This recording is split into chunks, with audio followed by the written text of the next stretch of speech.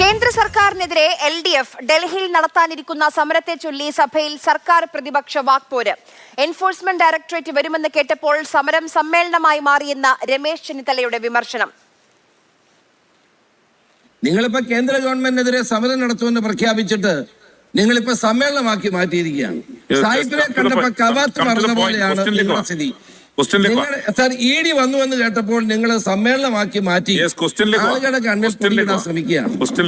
Sir, ധനകാര്യ മാനേജ്മെന്റിൽ ഉണ്ടായിട്ടുള്ള പിഴവും അനാവശ്യ ധൂർത്തും കേരളത്തെ വൻതോതിലുള്ള കടക്കിണിയിലേക്ക് ആക്കി എന്നുള്ള ഞങ്ങളുടെ പ്രധാനപ്പെട്ട ആരോപണം അങ്ങേക്ക് നിഷേധിക്കാൻ കഴിയുമോ? നടത്തുന്നത് കേന്ദ്ര സർക്കാരിനെതിരായ പ്രക്ഷോഭമെന്ന ധനമന്ത്രിയുടെ മറുപടി. ഇന്ത്യ ഗവൺമെന്റിന്റെ നിലപാടിനെതിരായി അതിശക്തമായ സമരം നടത്താനായിട്ട് അവിടെ പോകുന്നു. പേരിന്റെ പേരിലാണ് കോൺഗ്രസിന്റെ നേതാക്കന്മാർക്ക് സംശയം ഉണ്ടെങ്കിൽ നമുക്ക് പേര് നിങ്ങളോട് ആലോചിച്ചു. അതോടൊപ്പം തന്നെ ഇന്ന് സഭയിലേക്ക് സാമ്പത്തിക പ്രതിസന്ധിയും കൊണ്ടുവരാൻ പ്രതിപക്ഷം ആലോചിക്കുന്നുണ്ട്. അത് അടിയന്തര പ്രമേയമായി റോജി എം ജോൺ അവതരിപ്പിക്കാൻ ഒരുങ്ങുകയാണ്. ഒരു പക്ഷേ അനുമതി നൽകിയേക്കും. സാമ്പത്തിക പ്രതിസന്ധിയിൽ ചർച്ചയ്ക്കൊരുങ്ങാനാണ് സർക്കാരിന്റെ സമീപനം. അങ്ങനെയാണെങ്കിൽ സർക്കാരിനും ഒരു അവസരമാണ്. കാരണം കേന്ദ്ര സർക്കാർ ഫണ്ടുകൾ വെട്ടിക്കുറയ്ക്കുന്നത് അത് ഉന്നയിക്കാൻ കഴിയും, സഭയെ അറിയിക്കാൻ കഴിയും എന്നാണ് ഭരണപക്ഷവും സർക്കാരും പ്രതീക്ഷിക്കുന്നത്. പ്രശാന്ത് കൃഷ്ണയുണ്ട് നിയമസഭയിൽ നിന്ന് വിവരങ്ങളുമായി.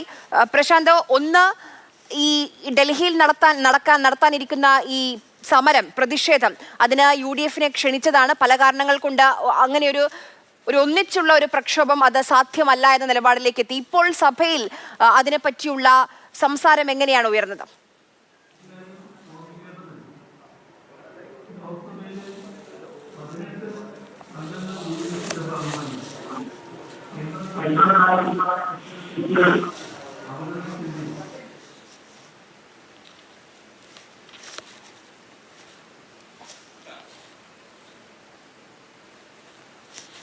ഒന്നുകൂടി ഒന്ന് ആവർത്തിക്കണം. ഞാൻ ചോദിച്ചത് ഈ LDF നടത്താൻ പോകുന്ന ഈ പ്രതിഷേധത്തിന്, ഈ പ്രക്ഷോഭത്തിന് UDF കൂടി ക്ഷണിച്ചതാണ്. കേന്ദ്ര സർക്കാരിനെതിരെ ഡൽഹിയിൽ നടത്താൻ പോകുന്ന ഈ സമരത്തിന് പല കാരണങ്ങൾ കൊണ്ട് പല വിമർശനങ്ങളൊക്കെ അതുമായി ബന്ധപ്പെട്ട് ഉയർന്നിരുന്നു രണ്ട് ഭാഗത്തു നിന്നും. ഇപ്പോൾ സഭയിൽ ഈ വിഷയം എങ്ങനെയാണ് ഉയർന്നു വന്നത് പ്രശാന്ത്?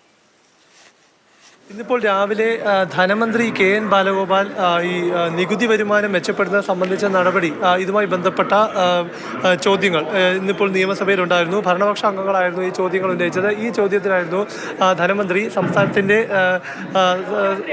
സാഹചര്യവുമായി ബന്ധപ്പെട്ട കാര്യങ്ങൾ വിശദീകരിച്ചത്. ഏതായാലും ഇപ്പോൾ അടിയന്തര പ്രമേയത്തിന് ഇന്ന് പ്രതിപക്ഷം നോട്ടീസ് നൽകിയത് സംസ്ഥാനത്തിൻ്റെ വീഴ്ച മൂലമുള്ള ധനകാര്യ കെടുകാര്യസ്ഥത, ഇത് സഭ നിർത്തിവെച്ച് അടിയന്തര പ്രമേയം ചർച്ച ചെയ്യണമെന്നായിരുന്നു. ഇതിപ്പോൾ സർക്കാർ അംഗീകരിച്ചിരിക്കുന്നു. സംസ്ഥാന സർക്കാരിനെ കുറ്റപ്പെടുത്താനാണ് പ്രതിപക്ഷം ഇതുവരെ ശ്രമിച്ചിട്ടുള്ളത്. ഈ അടിയന്തര പ്രമേയം കൊണ്ടുവന്നിരിക്കുന്നതും അതിനുവേണ്ടിയാണ്. നോട്ടീസിൽ കേന്ദ്രത്തെ വിമർശിച്ചതിനും നന്ദി പറയുന്നുവെന്ന് ഈ നോട്ടീസിൽ സംബന്ധിച്ച് മറുപടി പറഞ്ഞ മുഖ്യമന്ത്രി വ്യക്തമാക്കി. ഇന്നിപ്പോൾ സഭ നിർത്തിവെച്ച് ഈ വിഷയം ചർച്ച ചെയ്യാൻ മുഖ്യമന്ത്രി സന്നദ്ധത അറിയിച്ചു. ഇതിൻ്റെ അടിസ്ഥാനത്തിൽ ഇന്നിപ്പോൾ നിയമസഭ അടിയന്തര പ്രമേയം ഈ വിഷയം, സംസ്ഥാനത്തിൻ്റെ ധനപ്രതിസന്ധിയുമായി, സാമ്പത്തിക പ്രതിസന്ധിയുമായി ബന്ധപ്പെട്ട വിഷയം ഇന്നിപ്പോൾ അടിയന്തര പ്രമേയം ചർച്ച ചെയ്യാൻ പോവുകയാണ്. പ്രതിപക്ഷത്ത് നിന്ന് റോജി എം ജോണാണ് ഈ നോട്ടീസ് നൽകിയിരുന്നത്. സർക്കാരിന്റെ ധനകാര്യ മാനേജ്മെന്റിന്റെ വീഴ്ചയും ധൂർത്തും മൂലം സംസ്ഥാനം അഭിമുഖീകരിക്കുന്ന ഗുരുതരമായ ക്ഷേമ പെൻഷൻ മുടങ്ങിയത് സഭയിലേക്ക് വന്നപ്പോൾ അതിന് ധനമന്ത്രി ഒരു മറുപടി പറഞ്ഞു, ഒരു വിശദീകരണം പറഞ്ഞു. അത് അടിയന്തര പ്രമേയത്തിൽ ഒരു ചർച്ചയുണ്ടായില്ല. പക്ഷേ ഇന്ന് ഈ സാമ്പത്തിക പ്രതിസന്ധി വരുമ്പോൾ സർക്കാർ അനുഭവിക്കുന്ന, അല്ലെങ്കിൽ കേന്ദ്ര സർക്കാരിൽ നിന്ന് അനുഭവിക്കുന്ന പ്രയാസങ്ങൾ അത് സഭയിൽ വെക്കാൻ കഴിയും. അങ്ങനെ ഒരു അവസരമായിട്ടാണോ ഭരണപക്ഷം ഇതിനെ കാണുന്നത്, ഈ അടിയന്തര പ്രമേയത്തെ? തീർച്ചയായും.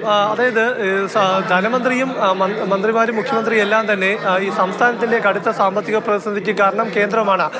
കേന്ദ്രം കുടിശ്ശിക ഇനത്തിൽ 57,800 കോടി രൂപ നൽകാനുണ്ട്.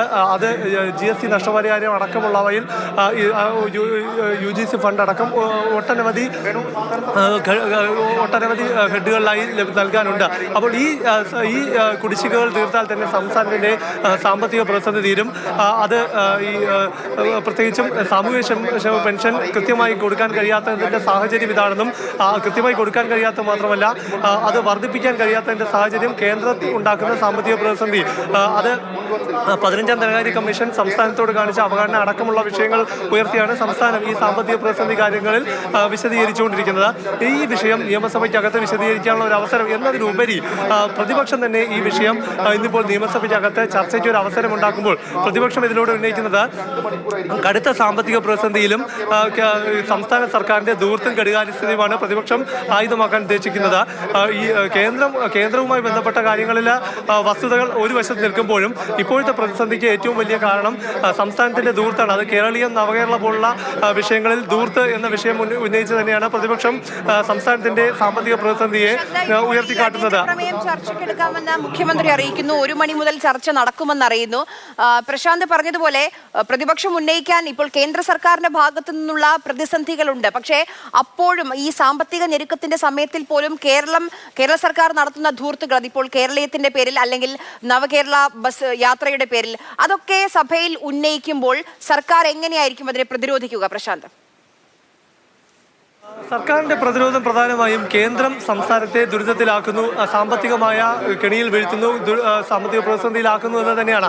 എന്നാൽ പ്രതിപക്ഷത്തിന് ഇതിൽ കൃത്യമായ മറുപടി ഇത്തരം പ്രതിസന്ധികൾ ഉള്ളപ്പോഴും സർക്കാർ ദൂർത്തും അധിക ചെലവുകളും കുറയ്ക്കുന്നില്ല. അത് നവകേരളം കേരളീയം പോലുള്ള പരിപാടികൾ ഒപ്പം ഒട്ടനവധി വിഷയങ്ങൾ പ്രതിപക്ഷം ഉന്നയിക്കുന്നുണ്ട്. 1 മണി മുതൽ 2 മണിക്കൂർ നേരമാണ് ചർച്ച നടക്കുന്നത്. പക്ഷേ ഇന്ന് ഈ പ്രതിപക്ഷം അടിയന്തര പ്രമേയമായി സാമ്പത്തിക പ്രതിസന്ധി വിഷയം ഉന്നയിക്കുമ്പോൾ സർക്കാർ ഇതിൽ രാഷ്ട്രീയമായി ഈ വിഷയം നിയമസഭയ്ക്കകത്ത് ചർച്ചയാക്കാനുള്ള ഒരു അവസരമായി കാണുന്നുണ്ട്. അതായത് കേന്ദ്രത്തിനെതിരെ യോജിച്ചൊരു പ്രക്ഷോഭത്തിന് പ്രതിപക്ഷം തയ്യാറാകുന്നില്ല എന്ന വിമർശനമാണ് സംസ്ഥാന സർക്കാർ നടത്തുന്നത്. കാരണം കേന്ദ്രത്തിനെതിരെ ഡൽഹിയിൽ മുഖ്യമന്ത്രിയും മന്ത്രിമാരും സമരം ചെയ്യാൻ പോകുമ്പോൾ അടിയന്തര പ്രമേയത്തിന് അനുമതി നൽകിയിരിക്കുകയാണ്. 1 മണിക്കാണ് റോജി എം ജോണാണ് അടിയന്തര പ്രമേയം അവതരിപ്പിക്കാൻ പോകുന്നത്. ശരി പ്രശാന്ത്.